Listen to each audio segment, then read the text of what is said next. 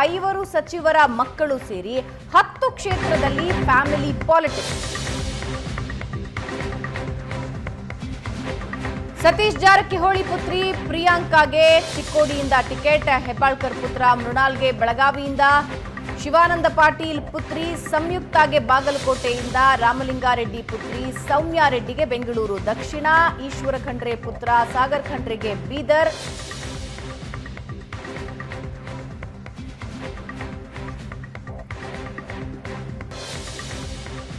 ಮಕ್ಕಳು ಮತ್ತು ಸಂಬಂಧಿಕರಿಗೆ ಟಿಕೆಟ್ ಕೊಡಿಸೋದ್ರಲ್ಲಿ ಸಚಿವರು ಸಫಲವಾಗಿದ್ದಾರೆ.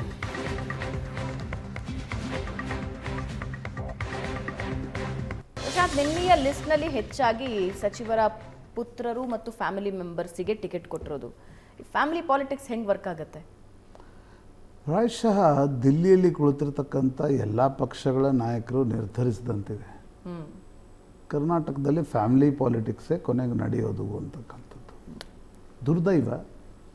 ಆದರೆ ಆ ರೀತಿಯಾಗಿರ್ತಕ್ಕಂಥ ಚಿಂತನೆ ಈಗ BJP ಸಿದ್ದೇಶ್ ಅವರ ಪತ್ನಿಗೆ ಟಿಕೆಟನ್ನು ಕೊಡ್ತು, ಅನೇಕ ಪರಿವಾರದ ನಿರ್ಧಾರಗಳನ್ನು ತೆಗೆದುಕೊಳ್ತು, ರಾಜ್ಯಾಧ್ಯಕ್ಷ ಸ್ಥಾನವನ್ನು ಕೂಡ ಕೊಡ್ತು.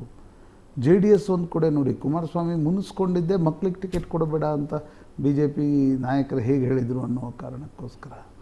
ಈಗ ಇನ್ನೊಂದು ಕಡೆ ಕಾಂಗ್ರೆಸ್ಸಲ್ಲಿ ನೋಡಿದರೆ it has gone height of ಈ ರೀತಿಯ ಫ್ಯಾಮಿಲಿ ಪಾಲಿಟಿಕ್ಸ್. ಅಂದರೆ ಬೇರೆ ಕಾರ್ಯಕರ್ತರಲ್ಲಿಲ್ವಾ, ದಿನವೂ ಪಾಪ 2 ಗಂಟೆ 3 ಗಂಟೆ ಟಿ ವಿಯಲ್ಲಿ ಕುಳಿತು ಗುದ್ದಾಡ್ತಕ್ಕಂಥ ವಕ್ತಾರರು ಒಬ್ಬರು ಎಲ್ಲೂ ಅವ್ರಿಗೆ ಸ್ಥಾನ ಕೊಟ್ಟಂತೆ ಕಾಣ್ತಿಲ್ಲ. ಬೇರೆ ಕಾರ್ಯಕರ್ತರು, ಸಾಮಾನ್ಯ ಕಾರ್ಯಕರ್ತರಿಗೆ ಟಿಕೆಟ್ ಕೊಟ್ಟು ಗೆಲ್ಲಿಸ್ತಕ್ಕಂಥ ಪದ್ಧತಿಯೇ ಮುಗಿದೋಯ್ತು ಅಂತ ನನಗನ್ಸುತ್ತೆ. ಯಾಕಂದರೆ ದುಡ್ಡು ಈಸ್ ಇನ್ವಾಲ್ವ್ಡ್ ಇನ್ ದಿಸ್. ಇನ್ನೊಂದು, ಮೊದಲು ಕಾಂಗ್ರೆಸ್ ಹೇಳ್ತಾ ಇತ್ತು ಇಲ್ಲ ಸಚಿವರನ್ನು ನಾವು ನಿಲ್ಲಿಸ್ತೀವಿ. ಕೊನೆಗೆ ಸಚಿವರೇ ಹೋಗಿ ಹೈಕಮಾಂಡನ್ನು ಕನ್ವಿನ್ಸ್ ಮಾಡಿಬಿಟ್ರು ಕಾಣುತ್ತೆ. ನಾವು ನಿಂತರೆ ಅಧಿಕಾರ ಕಳ್ಕೊಳ್ತೀವಿ, ನಮ್ಮ ಅಧಿಕಾರವನ್ನು ನಾವು ಮಕ್ಕಳಿಗೆ ಟಿಕೆಟನ್ನು ಕೊಡಿ, ನಾವು ಮಕ್ಕಳನ್ನು ಗೆಲ್ಸ್ಕೊಂಡು ಬರ್ತೀವಿ ಅಂತಕ್ಕಂಥದ್ದನ್ನು ಪ್ರಾಯಶಃ ಆ ಥಿಯರಿಯನ್ನು ಕಾಂಗ್ರೆಸ್ ಹೈಕಮಾಂಡ್ ಒಪ್ಕೊಂಡ್ಬಿಟ್ಟಿದೆ. ಮತ್ತು ಕಾಂಗ್ರೆಸ್ ಹೈಕಮಾಂಡ್ನಲ್ಲೂ ಕೂಡ ಅದು ವಂಶ ಪಾರಂಪರ್ಯ ಅಂತಕ್ಕಂಥದ್ದು ವಿಷಯವೇ ಅಲ್ಲ. ಈಗ ನೋಡಿ, ಲಕ್ಷ್ಮೀ ಹೆಬ್ಬಾಳ್ಕರ್ ತಮ್ಮ ಪುತ್ರನಿಗೆ ಟಿಕೆಟ್ ಕೊಡಿಸಿದ್ರು, ಫ್ಯಾಮಿಲಿಯಲ್ಲಿ 3ನೇ ವ್ಯಕ್ತಿ ಅಲ್ವಾ. ಜಾರಕಿಹೊಳಿ ಮಗಳಿಗೆ ಟಿಕೆಟ್ ಕೊಡಿಸಿದ್ರು. ಸತೀಶ್, ಬಾಲಚಂದ್ರ, ರಮೇಶ್ ಜಾರಕಿಹೊಳಿ, ಲಖನ್ ಜಾರಕಿಹೊಳಿ ನಂತರ 5ನೇ ವ್ಯಕ್ತಿ ಯಾರು, ಪ್ರಿಯಾಂಕ್ ಜಾರಕಿಹೊಳಿ ಚುನಾವಣೆಗೆ ನಿಂತಿರ್ತಕ್ಕಂಥದ್ದು. ಶಿವಾನಂದ್ ಪಾಟೀಲ್ ತಮ್ಮ ಮಗಳು ಸಂಯುಕ್ತಾ ಪಾಟೀಲ್ಗೆ ಟಿಕೆಟನ್ನು ಕೊಡಿಸಿದ್ರು. ಶಿವಾನಂದ್ ಪಾಟೀಲ್ ಒಂದು ಕಡೆ ಕಾಂಗ್ರೆಸ್ ಟಿಕೆಟ್ ಮೇಲೆ ಗೆದ್ದು ಬರ್ತಾರೆ, ಅವರ ಸಹೋದರ ವಿಜುಗೌಡ ಪಾಟೀಲ್ರು BJPಯ ಟಿಕೆಟನ್ನು ಬಬಲೇಶ್ವರದಿಂದ ಪಡಿತಾರೆ. ಈಗ 3ನೇ ವ್ಯಕ್ತಿಯಾಗಿ ಸಂಯುಕ್ತಾ ಪಾಟೀಲ್ ಚುನಾವಣಾ ಕಣಕ್ಕಿಳಿದಿದ್ದಾರೆ.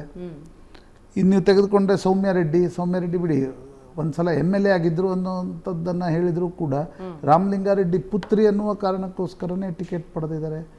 ಈಶ್ವರ್ ಖಂಡ್ರೆ ಮಗ ಸಾಗರ್ ಖಂಡ್ರೆ ಬೀದರ್ನಲ್ಲಿ ಟಿಕೆಟ್ ಪಡೆದಿರ್ತಕ್ಕಂಥ ಏಕಮಾತ್ರ ಕಾರಣ, ನಾನು ಇಲ್ಲಿವರೆಗೆ ಸಾಗರ್ ಖಂಡ್ರೆ ಅವ್ರನ್ನ ಸಾರ್ವಜನಿಕ ವೇದಿಕೆಗಳಲ್ಲೇ ನೋಡಿಲ್ಲ.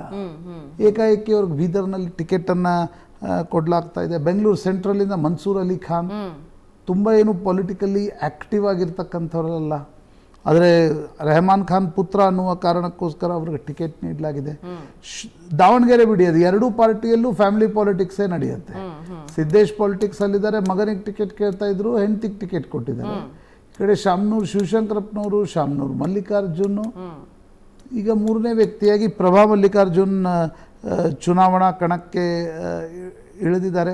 ಕಲಬುರಗಿಯಲ್ಲಿ ರಾಧಾಕೃಷ್ಣ ದೊಡ್ಡಮನಿ ಕೂಡ ಖರ್ಗೆ ಅವರ ಅಳಿಯ ಅನ್ನುವ ಕಾರಣಕ್ಕೋಸ್ಕರ ಟಿಕೆಟನ್ನು ಕಲಬುರಗಿಯಿಂದ ಪಡಿತಾ ಇದ್ದಾರೆ. ಕೊಪ್ಪಳದಲ್ಲಿ ರಾಜಶೇಖರ್ ಹಿಟ್ನಾಳ್ ಅವರ ಸಹೋದರ ಅಲ್ಲಿನ ಕೊಪ್ಪಳದ MLA ಕೂಡ ಹೌದು. ಹೀಗೆ ನೀವು ಲೀಸ್ಟನ್ನು ನೋಡ್ತಾ ಹೋದರೆ ದಕ್ಷಿಣ ಕನ್ನಡದಲ್ಲಿ ಪದ್ಮರಾಜ್ ಇದ್ದಾರೆ. ಬಟ್ ಜನಾರ್ದನ್ ಪೂಜಾರಿ ಈಗ ಆ್ಯಕ್ಟಿವ್ ಪಾಲಿಟಿಕ್ಸ್ನಲ್ಲಿಲ್ಲ. ನಾನು ಅನ್ನೋದು ಸರಿ, ಈಗ ಆ್ಯಕ್ಟಿವ್ ಪಾಲಿಟಿಕ್ಸ್ ಮುಗಿದ ಮೇಲೆ ಭಾಳ ವರ್ಷಗಳ ನಂತರ ಗೆಲ್ಲುವಿಕೆಗಾಗಿ ಪದ್ಮರಾಜನನ್ನು ಕರ್ಕೊಂಡ್ಬರಲಾಗಿದೆ. ಸರಿ, ನೀವು ಹೇಳಿದಂತೆ ಫ್ಯಾಮಿಲಿ ಪಾಲಿಟಿಕ್ಸೇ ಅಂದ್ಕೊಳ್ಳೋಣ, ಆದರೆ ಅವರು ಅಧಿಕಾರದಲ್ಲಿಲ್ಲ. ಇಲ್ಲೇನಾಗಿದೆ, ಈಗ ಲಕ್ಷ್ಮೀ ಹೆಬ್ಬಾಳ್ಕರ್ ಅಧಿಕಾರದಲ್ಲಿದ್ದಾರೆ, ಜಾರಕಿಹೊಳಿ ಅಧಿಕಾರದಲ್ಲಿದ್ದಾರೆ, ಶಿವಾನಂದ್ ಪಾಟೀಲ್ ಅಧಿಕಾರದಲ್ಲಿದ್ದಾರೆ, ರಾಮಲಿಂಗಾರೆಡ್ಡಿ ಅಧಿಕಾರದಲ್ಲಿದ್ದಾರೆ, ಈಶ್ವರ್ ಖಂಡ್ರೆ ಅಧಿಕಾರದಲ್ಲಿದ್ದಾರೆ. ಅಂದರೆ ನೋಡಿ ಅಧಿಕಾರ ಬೇರೆ ಕಡೆ ಹೋಗಬಾರ್ದು, ಬೇರೆ ಕಡೆ ಸರಿಬಾರ್ದು ಅನ್ನೋ ಪ್ಲಾನ್. ಬೇರೆ ಕಡೆ ಅಂತಲ್ಲ ಭಾವನ, ಇದು ಏನಾಗಿದೆ ಫ್ಯಾಮಿಲಿ ಬಿಟ್ಟು ನಮ್ಮ ಹಿಡಿತ ಬಿಟ್ಟು ಬೇರೆಯವ್ರಿಗೆ ಹೋಗಬಾರ್ದು. ನೋಡಿ, ಒಂದು ಹಿಡಿತದ ಪ್ರಶ್ನೆ, ಇನ್ನೊಂದು ಏನಾಗಿದೆ, ಪಾಲಿಟಿಕ್ಸ್ ಕೂಡ ಒಂದು ರೀತಿ ಉದ್ಯಮದಂತೆ, ವ್ಯಾಪಾರದಂತೆ, ಅಂದರೆ ಅದು ಪಿತ್ರಾರ್ಜಿತ ಹಕ್ಕಾಗಿ ಮುಂದುವರಿಬೇಕು ಅಂತಕ್ಕಂಥ ಬಯಕೆ ಎಲ್ಲ ಪಾರ್ಟಿಗಳ ನಾಯಕರಿಗೆ ಬಂದ್ಬಿಟ್ಟಿದೆ. ಅದಕ್ಕೆ ಇನ್ನೊಂದು ಕಾರಣನೂ ಇದೆ.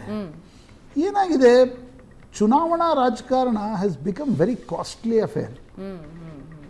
ಹೀಗಾಗಿ ಕಾರ್ಯಕರ್ತರನ್ನ ನಿಲ್ಲಿಸಬೇಕು ಅಂತಂದರೆ ಬಂಡವಾಳ ಯಾರು ಹೂಡಬೇಕು? ಯಾರು ಹೂಡ್ತಾರೆ ಬಂಡವಾಳ? ಪಾರ್ಟಿಗಳು ಬಂಡವಾಳ ಹೂಡ್ತಾವ? ಇಲ್ಲ. ಹಾಗಿರುವಾಗ ಬಂಡವಾಳ ಹೂಡೋರು ಯಾರು? ತಂದೆ ಮಗನಿಗೆ ಬಂಡವಾಳ ಹೂಡ್ತಾನೆ, ಗೆಲ್ಸ್ಕೊಂಡು ಬರ್ತಾನೆ. ಆ ಕಾರಣದಿಂದ ಕೂಡ ಈ ಫ್ಯಾಮಿಲಿ ಪಾಲಿಟಿಕ್ಸ್ ಒಂದು ಪೀಕಿಗೆ ತಲುಪ್ತಾ ಇದೆ. ಕರ್ನಾಟಕದಲ್ಲಂತೂ ಇದು ಜಾಸ್ತಿ ಆಗ್ತಾ ಇದೆ. ಸರಿ, ಪ್ರಾದೇಶಿಕ ಪಕ್ಷದಲ್ಲಿ ಮೊದಲೆಲ್ಲ ಅಪ್ಪ ಮಕ್ಕಳ ಪಕ್ಷ ಅಂತ ದೇವೇಗೌಡರಿಗೆ ಕಾಂಗ್ರೆಸ್ ಮತ್ತು ಬಿ ಜೆ ಪಿಗಳು ಟೀಕಿಸ್ತಾ ಇದ್ರು. ಇವತ್ತು ಬಿ ಜೆ ಪಿಗೂ ಆ ನೈತಿಕತೆ ಇಲ್ಲ, ಕಾಂಗ್ರೆಸ್ಗಂತೂ ಆ ನೈತಿಕ, ಈ ಲೀಸ್ಟ್ ನೋಡಿದರೆ ಗೊತ್ತಾಗತ್ತೆ. ನನ್ನ ಪ್ರಶ್ನೆ ಇರ್ತಕ್ಕಂಥದ್ದು, ನೋಡಿ, ಈಗ ಯಾರಿಗೆ ಟಿಕೆಟ್ ಕೊಡ್ತೀರಿ, ದಟ್ ಈಸ್ ಯುವರ್ ಬಂಡಾಯ ಇದ್ದರೆ ಸಮಾಧಾನ ಪಡಿಸ್ಕೊಂಡು ಟಿಕೆಟ್ ಕೊಡಬೇಕಾಗಿರ್ತಕ್ಕಂಥದ್ದು ಆಯಾಯ ಪಾರ್ಟಿಗಳ ಜವಾಬ್ದಾರಿ. ಆದರೆ where democracy goes, that is important question. ಯಾಕೆ ನಿಮ್ಗೆ ರಾಜಕಾರಣಕ್ಕೆ ಹಾಗಿದ್ರೆ ನಾನ್ ಫ್ಯಾಮಿಲಿ ಇಂದ ಬಂದಿರತಕ್ಕಂಥ ಹುಡುಗರು ರಾಜಕಾರಣಕ್ಕೆ ಬರೋದೇ ಇಲ್ಲ? ಆಗ ಆ ಪ್ರಜಾಪ್ರಭುತ್ವದ ಅರ್ಥ ಮತ್ತು ತಿರುಳು ಏನಾಗುತ್ತೆ ಅಂತಕ್ಕಂಥ. ಸರಿ, ನನಗೆ ಗೊತ್ತಿದೆ, ನಮ್ದು ಅರಣ್ಯ ರೋದನ, ರಾಜಕಾರಣಿಗಳಿಗೆ ಇದಕ್ಕೆ ಹೇಗೆ ಏನೂ ಕೊಡೋ ತೆಗೆದುಕೊಳ್ಳೋದಿರೋದಲ್ಲ, ನೀವು ಮಾತಾಡ್ತಾ ಇರಿ ಅಂತಿರ್ತಾರೆ. ಆದರೆ ನಾವು ಮಾತಾಡ್ತಾ ಇರಬೇಕು. ಯಾಕಂದರೆ ಇದು ಈ ಕಾರ್ಯಕರ್ತರಿಗೆ ಎಲ್ಲ ಅವಕಾಶ ಇದೆ ಹೇಳಿ ನನಗೆ. ಇಡೀ ಪಟ್ಟಿಯಲ್ಲಿ ಸಾಮಾನ್ಯ ಕಾರ್ಯಕರ್ತರು ಅಂತಕ್ಕಂಥವ್ರು ಒಂದು ಚಂದ್ರಪ್ಪ, ಕುಮಾರ್ ನಾಯಕ್ IAS ಹಿನ್ನೆಲೆಯಿಂದ ಬಂದಿರತಕ್ಕಂಥವ್ರು, ರಾಜೀವ್ ಗೌಡ ಬಿಡಿ, ರಾಜೀವ್ ಗೌಡ ಒಂದು ಸ್ಕಾಲರ್ ಆಗಿ ಒಂದು ಪೊಲಿಟಿಕಲ್ ಫ್ಯಾಮಿಲಿಯಿಂದ ಬರ್ತಾರೆ, ಬಟ್ ಒಂದು ಸ್ಕಾಲರ್ ಆಗಿ ಬರ್ತಾರೆ. ವಿನೋದ ಸೂಟಿ ಒಬ್ಬ ಸಾಮಾನ್ಯ ಕಾರ್ಯಕರ್ತ, ಧಾರವಾಡ ಜಿಲ್ಲೆಯಲ್ಲಿ ಪದೇ ಪದೇ ಪಾಪ ಚುನಾವಣೆ ಸೋತು ನವಲ್ಗುಂದ್ ನಿಂತಿದ್ರೆ ಗೆದ್ದು ಬರ್ತಾಯಿದ್ರು, ಈಗ ಲೋಕಸಭೆಗೆ ಕಳಿಸಿದ್ದಾರೆ. ಇದು ಬಿಟ್ಟರೆ ಇಡೀ ಪಟ್ಟಿಯಲ್ಲಿ ಸಾಮಾನ್ಯ ಪರಿವಾರದಿಂದ ಸಾಮಾನ್ಯ ಕಾಂಗ್ರೆಸ್ನ ಕಾರ್ಯಕರ್ತರಾಗಿ ಕಾಂಗ್ರೆಸ್ನ ಧ್ವಜ ಹಿಡಿದು ಸೈದ್ಧಾಂತಿಕವಾಗಿ ಬಂದಿರತಕ್ಕಂಥ ಲೀಸ್ಟ್ ಎಷ್ಟಿದೆ? ರೈಟ್. ಇದನ್ನು ಪ್ರಶ್ನೆ ಏನಾಗುತ್ತೆ, ಅನೇಕ ಬಾರಿ ಪ್ರಶ್ನೆ ನಾವು ಕೇಳ್ತೀವಿ, ಕಾಂಗ್ರೆಸ್ ಕಾರ್ಯಕರ್ತರು ಈ ಪ್ರಶ್ನೆ ಕೇಳ್ತಾ ಇಲ್ಲ, ಅಥವಾ BJP ಕಾರ್ಯಕರ್ತರು ಈ ಪ್ರಶ್ನೆ ಕೇಳಿದರೂ ಕೂಡ ಅವ್ರಿಗೇನು ಯಾರೂ ಉತ್ತರವನ್ನು ಕೊಡ್ತಾ ಇಲ್ಲ. JDS ಅಲ್ಲಂತೂ ಬಿಟ್ಟೇ ಬಿಡಿ, JDS has become A family. ಅದು ಪಾಲಿಟಿಕ್ಸ್ ಮೊದಲಿಂದನೂ ಮಾಡ್ಕೊಂಡು ಬರ್ತಾ ಇದೆ. ನನಗನ್ಸುತ್ತೆ ಈ ಪಟ್ಟಿಯೊಡನೆ ಕರ್ನಾಟಕದಲ್ಲಿ ಫ್ಯಾಮಿಲಿ ಪಾಲಿಟಿಕ್ಸ್ ಅನ್ನೋದು ಲೆಜಿಟಿಮೈಸ್ ಆಗೋಯಿತು. ಎಸ್ ಈ ಡೆಮಾಕ್ರಸಿ ವಿಷಯಕ್ಕೆ ಬಂದಾಗ ಪ್ರಶಾಂತ್, ನನ್ನ ಪ್ರಶ್ನೆ ಎರಡನೇ, ಒಂದು ಫ್ಯಾಮಿಲಿ ಪಾಲಿಟಿಕ್ಸ್, ಇನ್ನೊಂದು ಕಾಸ್ಟ್ ಪಾಲಿಟಿಕ್ಸ್. ಕಾಸ್ಟ್ ಪಾಲಿಟಿಕ್ಸನ್ನು ಮೀರಿ ಅಭಿವೃದ್ಧಿಯ ಪಾಲಿಟಿಕ್ಸ್ ಮಾಡಬೇಕು ಅನ್ನೋದು ಬರೀ ನಾನು ನೀವು ಕೂತಿಂಗ್ ಚರ್ಚೆ ಮಾಡ್ತೀವಿ. ಕಾಸ್ಟ್ ಪಾಲಿಟಿಕ್ಸ್ನಲ್ಲಿ ಸೋಷಿಯಲ್ ಜಸ್ಟಿಸ್ ಇದೆ. ಕಾಸ್ಟ್ ಪಾಲಿಟಿಕ್ಸನ್ನು ಪಾರ್ಟಿಗಳೇ ಪೂರ್ತಿಯಾಗಿ ತೆಗೆದುಹಾಕ್ತವೆ ಅಂತ ಅನ್ಲಿಕ್ಕೆ ಆಗಲ್ಲ. ಅದು ಜನ ಕೂಡ ಅದಕ್ಕೆ ಒಂದು ಪ್ರತಿಸ್ಪಂದನೆಯನ್ನು ಕೊಡಬೇಕಾಗತ್ತೆ. ಅಂತಿಮವಾಗಿ ಕಾಸ್ಟ್ ಜೀವಂತ ಇರೋದು ರಾಜಕೀಯ ಪಕ್ಷಗಳಿಂದ ಅಂತ ಅಷ್ಟೇ ಅಲ್ಲ, ಜನರಿಂದ ಕೂಡ ಜೀವಂತ ಇದೆ. ಫ್ಯಾಮಿಲಿ ಪಾಲಿಟಿಕ್ಸ್ ಹಾಗೆ ಇದೆ. ನಿಂತಾಗ ಗೆಲ್ಲೋದಕ್ಕೆ ವೋಟ್ ಹಾಕೋ ಜನ ಇರೋವರೆಗೆ definitely family politics survive. Family ಪಾಲಿಟಿಕ್ಸ್ನ ನಿರ್ಣಯಗಳು ರಾಜಕೀಯ ಮಟ್ಟದಲ್ಲ. Right, correct. ಕಾಸ್ಟ್ ಪಾಲಿಟಿಕ್ಸ್ನ ನಿರ್ಣಯಗಳು ಜನರ ಮಟ್ಟದಲ್ಲಾಗ್ತವೆ. ಅದನ್ನು ತೆಗಿಲಿಕ್ಕೆ ನಿಧಾನವಾಗಿ ವ್ಯವಸ್ಥೆ ಸುಧಾರಣೆ ಆಗ್ತಾ ಹೋಗ್ಬೇಕಾಗತ್ತೆ. ಫ್ಯಾಮಿಲಿ ಪಾಲಿಟಿಕ್ಸ್ನ ನಿರ್ಣಯಗಳೇ ಎಲ್ಲಾಗ್ತವೆ, ದಿಲ್ಲಿ ಮಟ್ಟದಲ್ಲಿ ಆಗ್ತಾ ಇವೆ, ಬೆಂಗಳೂರು ಮಟ್ಟದಲ್ಲಿ ಆಗ್ತಾ ಇವೆ, ಆಯಾಯ ಫ್ಯಾಮಿಲಿ ಪಾಲಿಟಿಷಿಯನ್ ಮಟ್ಟದಲ್ಲಿ ಆಗ್ತಾ ಇದೆ.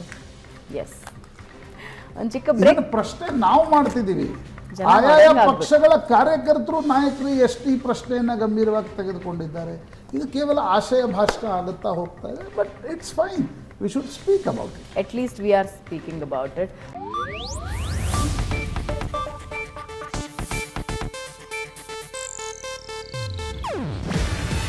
ಇದು ಏಷ್ಯಾನೆಟ್ ನ್ಯೂಸ್ ನೆಟ್ವರ್ಕ್ ಪ್ರಸ್ತುತಿ.